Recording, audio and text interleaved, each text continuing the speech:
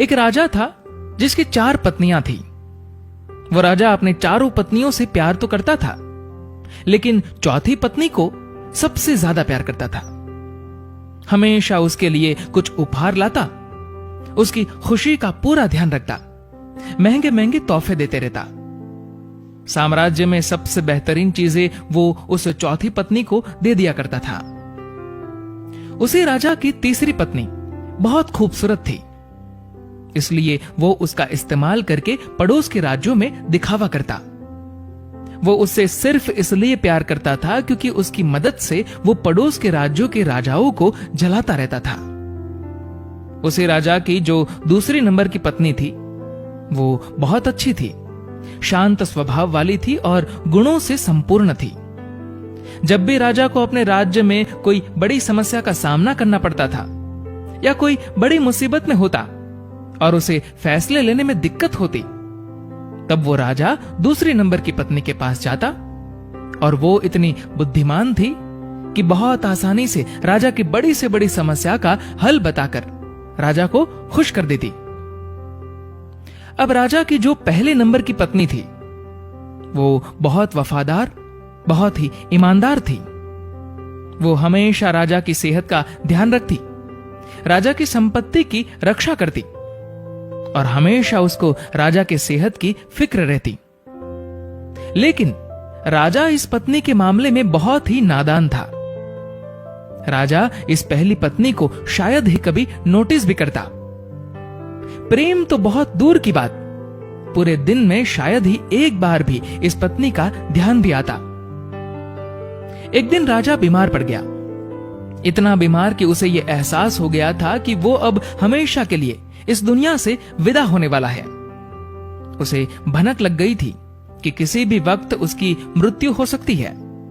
उसके मन में यह ख्याल आया कि अभी जीवित अवस्था में तो उसके पास 4 पत्नियां हैं, लेकिन मरने के बाद तो एकदम अकेला हो जाएगा।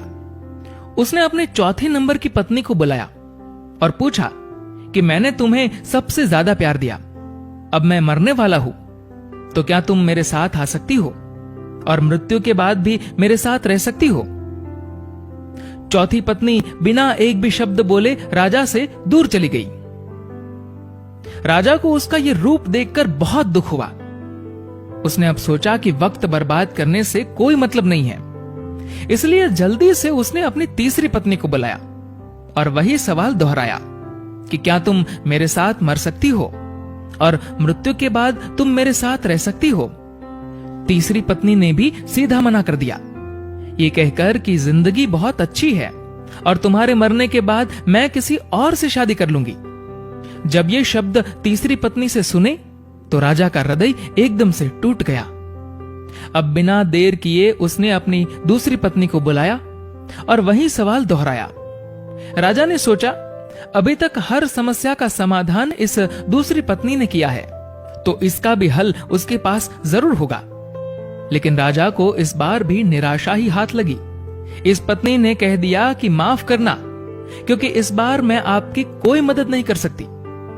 राजा पूरी तरह से टूट गया। फिर बाहर से एक आवाज आई कि मैं तुम्हारे साथ चलूंगी, चाहे तुम जहां भी जाओ मैं साथ दूंगी। राजा ने आंखों में आंसुओं के साथ नजरें उठाई और देखा तो ये पहली पत्नी थी। ये पहली पत्नी बहुत बीमार और दुखी दिख रही थी। राजा ने कहा, शायद मुझे तुम्हारी देखभाल ठीक से करनी चाहिए थी, मैंने तुम्हारा ध्यान नहीं रखा। जिंदगी का सच यही है, हम सबकी भी 4 पत्नियां हैं। चौथी पत्नी है हमारा शरीर। पूरी जिंदगी सजाकर रखते हैं, लेकिन मृत्यु पर यह हमें छोड़ देता है। तीसरी पत्नी है हमारी संपत्ति और हमारा पद। जब हम मरेंगे तो यह सब किसी और के पास चला जाएगा। दूसरी पत्नी है हमारा परिवार, हमारे दोस्त, हमारे रिश्तेदार। चाहे वो हमसे कितना भी प्यार क्यों ना करते हो, लेकिन मृत्यु पर वो सिर्फ श्मशान तक साथ देंगे। और अंत में हमारी पहली पत्नी है हमारी आत्मा। शरीर, संपत्ति, सुख सुविधा में हमेशा हम हमारी आत्मा को भूल जाते हैं, लेकिन जीवन का कड़वा सच यही है कि सिर्फ और सिर्फ हमारी आत्मा ही हमारे साथ रहेगी। हमने कभी भी आत्मा के कल्याण की चिंता की ही नहीं, जबकि दूसरी चीजों के साथ हमें सबसे ज्यादा हमारी आत्मा की फिक्र करनी चाहिए। अभी वक्त है, अपने आत्मा के लिए समय निकालिए और आत्मा के कल्याण का प्रयास कीजिए, क्योंकि सिर्फ यही आत्मा है जो हमेशा हमारे साथ रहेगी। दोस्तों, इस कहानी को लेकर आपकी क्या राय है, नीचे कमेंट करके जरूर बताएगा। और अगर आपको ये वीडियो अच्छा लगा हो तो इस वीडियो को लाइक करेगा और शेयर करेगा। और ऐसे ही इंस्पिरेशनल स्टोरीज के लिए फॉलो करें हमारे फेसबुक पेज को और सब्सक्राइब करें हमारे यूट्यूब चैनल को। धन्यवाद।